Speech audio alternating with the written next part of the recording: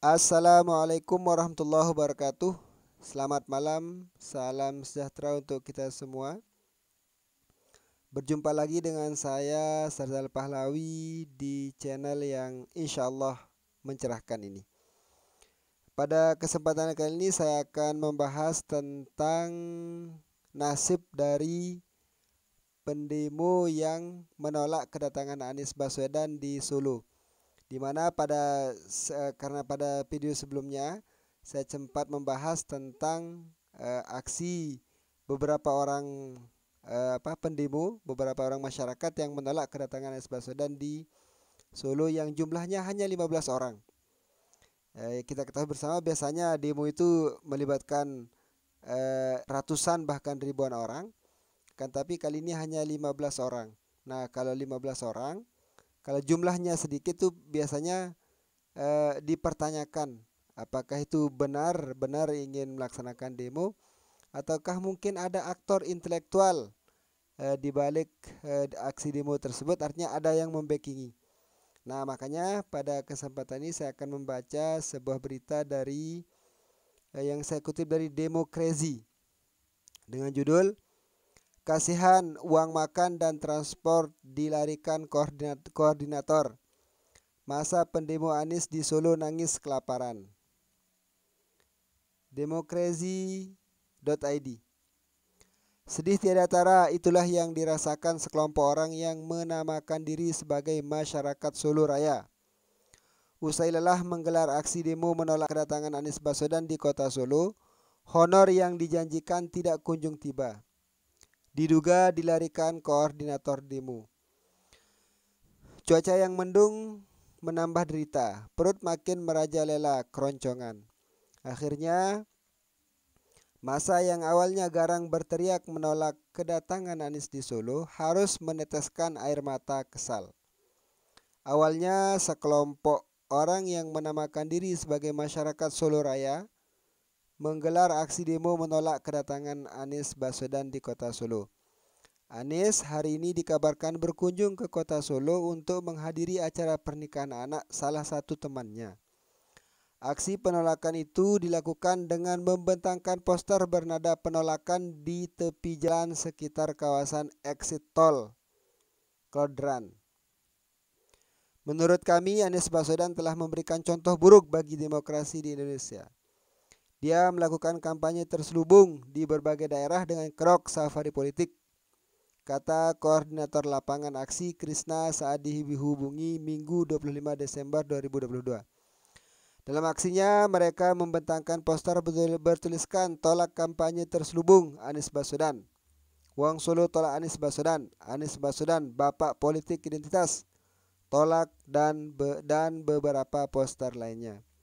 Menurutnya, apa yang dilakukan Anies Baswedan itu harusnya mendapat kartu merah lantaran mencuri start, sehingga membuat iklim demokrasi di Indonesia menjadi tidak sehat. Sebab Anies kerap melakukan kunjungan ke sejumlah daerah di Indonesia, mulai dari Jawa Barat, Sumsel, Papua, bahkan pernah mengunjungi tokoh agama di kota Solo. Ini dapat merusak demokrasi bangsa Indonesia. Belum apa-apa sudah mencuri start, pungkasnya. Kali kita akan selanjutnya saya akan membacakan tentang reaksi Nasdem ya. Nasdem soal demo tolak Anies di Solo, rekayasa, nanti juga capek sendiri. Ex-Gubernur DKI Jakarta Anies Baswedan mendapatkan penolakan oleh sekelompok warga saat hendak menghadiri pernikahan di Solo, Jawa Tengah. Partai Nasdem merespon santai penolakan kepada bakal calon presiden yang akan diusung pada tahun 2024 itu. Gak ada masalah, itu rekayasa semua, nanti mereka akan capek sendiri. Gak apa-apa, Mas Anies makin dizolimi makin bagus, kata Ketua DPP Nasdem Effendi Khairi atau Gus Coy kepada wartawan Senin 26 Desember 2022. Gus Coy menilai kesabaran Anies makin tebal dengan adanya demo penolakan itu. Dia kemudian menyinggung soal doa yang dikabulkan. Kesabarannya makin tebal, makin dicintai Allah. Selanjutnya Allah akan mengabulkan doanya, tuturnya. Ex-TGUPP bingung kedatangan Anies di Solo di demo orang kondangan. Nah, lanjut. Mantan anggota TGUPP Anies Baswedan Tata Ujiati merespon terkait aksi penolakan kedatangan Anies di Solo. Tata heran pasalnya Anies datang untuk menghadiri kondangan. Tata menjelaskan kedatangan Anies ke Solo itu untuk menghadiri pernikahan anak dari teman semasa kuliah. Tata mengaku dirinya pun turut hadir sebagai undangan dalam acara itu. Opo tumon, apa pantas? Orang kondangan kok di demo. Kemarin di Solo sekitar 10 orang mendemo Anies Baswedan saat menghadiri undangan pernikahan anak teman kuliahnya. Kata Tata seperti dilihat dalam cuitannya Senin 26 Desember 2022. Tata sudah mengizinkan cuitannya dikutip. Tata mengatakan pernikahan itu adalah hajat dari senior Anies di UGM. Sejumlah rekan semasa kuliah hingga mantan aktivis mahasiswa pun ikut hadir. Yang mantu itu senior Mas Anies di Fakultas Ekonomi UGM. Saya juga hadir di sana bersama banyak teman-teman mantan aktivis mahasiswa di UGM dan Yogyakarta, ujarnya. Tata lantas heran dengan adanya demo tersebut. Dia mengatakan pendemo orangnya akan menghadiri kondangan pekerjaan yang aneh. Aneh kan mendemo orang yang datang kondangan, benar-benar pekerjaan yang absurd, ujarnya. Nah, maka dari itu ya sedikit berita tentang aksi penolakan Anies Baswedan ketika datang berkunjung ke Solo. Tadi sudah saya sampaikan ada nasib dari para pendemo itu sendiri. Terus yang kedua tanggapan dari Partai Nasdem. Yang selanjutnya adalah tanggapan dari mantan anggota TGUPP, Tim Gabungan untuk Percepatan Pembangunan, kalau tidak salah itu kepanjangannya. Mohon maaf, kepanjangan dari TGUPP adalah Tim Gubernur untuk Percepatan Pembangunan. Nah, kalau kita membahas tentang aksi penolakan terhadap Anies Baswedan, itu sudah 2 kali mendapat penolakan. Yang pertama ketika beliau berkunjung ke Makassar, itu yang melakukan penolakan adalah mahasiswa. Itu jumlahnya sekitar kurang dari sekitar 50-an orang. Ya, itu jumlahnya sekitar 50-an orang. Kalau yang sekarang di Solo itu ketika menghadiri pernikahan anak salah seorang temannya itu sekitar 15 orang. Dari segi jumlah saja sebenarnya sudah agak aneh ya. Dari segi jumlah sudah agak aneh dan apa ya? Karena biasanya demo itu dihadiri dengan melibatkan atau mengerahkan ratusan bahkan ribuan massa. Artinya kalau yang demo cuma 15 orang kan patut dipertanyakan apa motifnya? Siapa aktor intelektualnya? Apakah benar-benar ini demo karena didasari oleh idealisme atau hanya sekedar ada sesuatu yang diharapkan? Keanehan yang lain ketika penolakan atas kedatangan Anies Baswedan di Solo adalah ceritanya demonya hanya berlangsung sekitar 15 menit dan tidak ada orasi ya. Hanya membentangkan poster ya, hanya membentangkan poster saja terus sambil ya bergerutulah seperti itu. Itu kan karena itu yang kenapa itu membuat aneh karena di dalam setiap aksi demo itu pasti ada orasinya.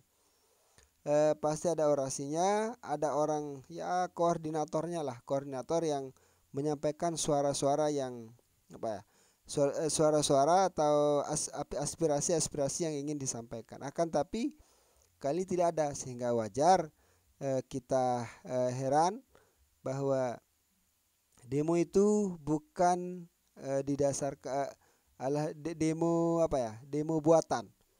Bahkan dalam berita yang saya sampaikan di awal ini bahwa nasibnya tidak karuan, katanya mereka dijanjikan uang akan tapi dibawa lari oleh koordinatornya. Mereka tidak dapat makan sehingga tidak dapat makan, bahkan dapat kehujanan malah. Nah maka dari itu makanya persis seperti yang direspon oleh DPP Nasdem bahwa santai saja katanya, itu paling mereka capek sendiri nanti dengan aksi demo ini.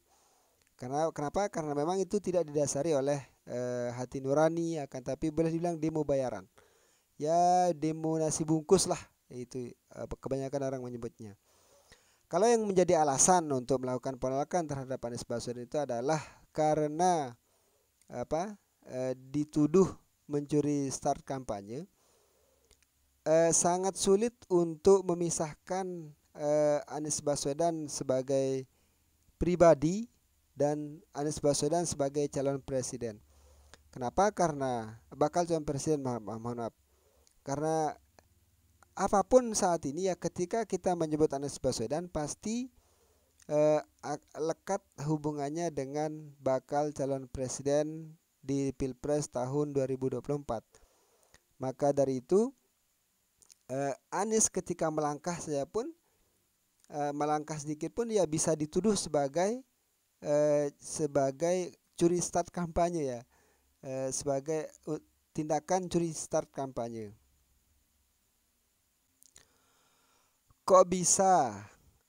Makanya saya sampaikan agak sulit dalam hal ini memisahkan antara Anies sebagai individu dan Anies sebagai bakal calon presiden. Nah, sehingga dengan begitu itu yang bisa dijadikan celah sebagai itu yang bisa dijadikan celah oleh lawan politik untuk menyerang Anies Baswedan bahwa seolah dia melanggar, dia melakukan curi start atau dia melakukan kampanye terlalu dini.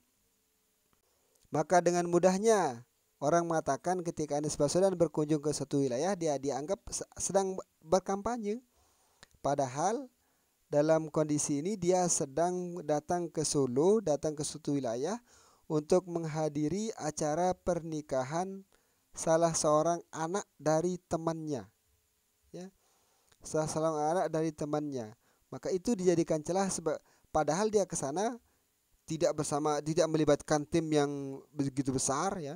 Ya paling dia karena dia posisinya adalah bakal calon presiden, tidak mungkin dia akan pergi sendiri atau berdua dengan istri atau dengan hanya mengajak anaknya, tidak mungkin.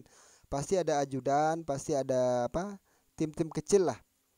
Dan ke sana dan pada acara pernikahan itu kan di sana tidak di sana tidak berkampanye. Artinya pilih saya nanti. Dan aneh sekali misalnya ada orang berkampanye ada orang berkampanye di tempat pernikahan, kan tidak mungkin ada ceritanya itu. Tidak pernah kita dengar ada pilih saya dalam acara pernikahan, maksudnya tidak ada. Cuma sekali lagi memang agak sulit memisahkan antara ketika Anies Baswedan pergi ke suatu wilayah, maka orang bisa dengan mudahnya untuk menuduh dia melakukan kampanye. Kenapa? Karena posisi dia sebagai bakal calon presiden ya. Makanya itu yang dijadikan sebagai pintu masuk bagi seorang untuk menuduh Anies Baswedan melakukan curi start kampanye. Ketika dilaporkan ke Bawaslu ya, Bawaslu pun sendiri tidak mengomentari hal tersebut, bahkan hanya mengomentari masalah etika. Ya, masalah etika yang dikomentari, bukan masalah pelanggaran kampanyenya. Dan memang aturan terkait dengan kampanye itu kan belum dibuat oleh Komisi Pemilihan Umum Republik Indonesia. Kondisi ini berbeda ketika yang melakukan kunjungan ke suatu daerah, misalnya adalah Pak Erick Thohir yang digadang-gadang beliau sebagai cawapres, Ganjar Pranowo berkunjung ke Yogyakarta kemarin dalam suatu acara dengan Sandiaga Uno. Kok tidak ada yang mempermasalahkan beliau datang ke sana dengan menyebutkan Pak Ganjar ini curi start kampanye, atau Pak Erick pun curi start kampanye. Tidak ada yang mempermasalahkan hal tersebut. Sehingga dalam hal ini ada standar ganda. Ketika standar ganda maksudnya ketika si A melakukan hal yang sama itu dianggap satu pelanggaran.